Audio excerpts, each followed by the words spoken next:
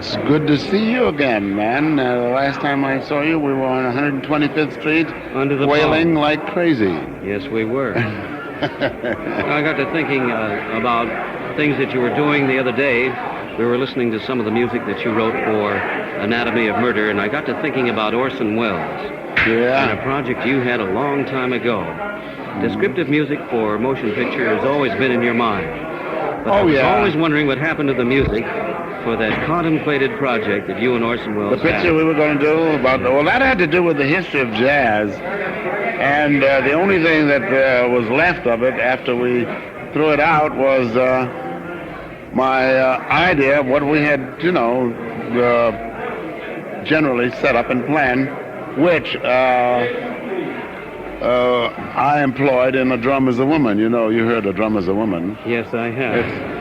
It's on Columbia. It's an album, and it's a parallel to the history of jazz, tone parallel. Actually, you did finally get around to achieving that. Yeah, what we're trying to do, Leigh, was to say it without saying it. We never do at any point mention jazz, but we have Madame Zage in there, who is the leading character in A Drum Is a Woman, and she is supposed to represent the spirit of jazz, which of course has come along from way back, and who we anticipate even in the Ballet of the Flying Saucers, which covers the future, Do you think jazz actually is so flexible that you can use it as a descriptive instrument for narrating and telling stories?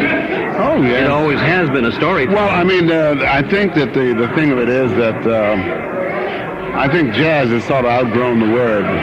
The word is more or less, or never has been, more than a verb. I don't think. How else would you define it as a verb? As a verb, you say, well, it's like you say an American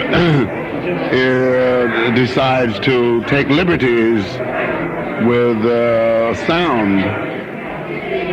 And this is jazz. That's all. What else can you say? You can't give it a boundary. If you give it a classification, a category, a boundary, or limitations, then you violate everything that's American, so it cannot be jazz if it isn't American.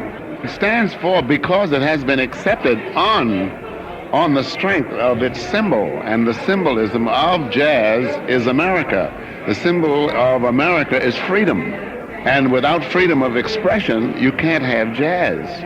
And this is the big word everywhere in the world, freedom. When you say freedom, man, this is it. I don't care where you are. And it means everything, I suppose, from free that everybody wants to know. It means everything everybody wants to have, and that's freedom.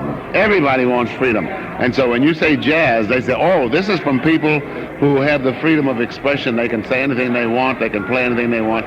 So everybody wants to listen to what people like that have to say. How would you relate jazz to the graphic arts, let's say, modern art today? Well, I think that it's just a matter of freedom of expression. If the other graphic arts, enjoy freedom of expression all the way, then I think it's parallel to jazz. But anything that has boundaries, that has laws, that has limitations, and when you get beyond a certain point, you are committing a violation thereof, then it can't be parallel to jazz, because jazz without freedom is not jazz.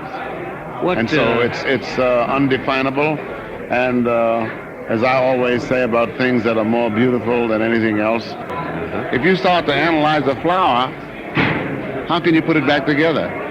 It begins to fall apart, doesn't it? Oh, it's already apart when you analyze it.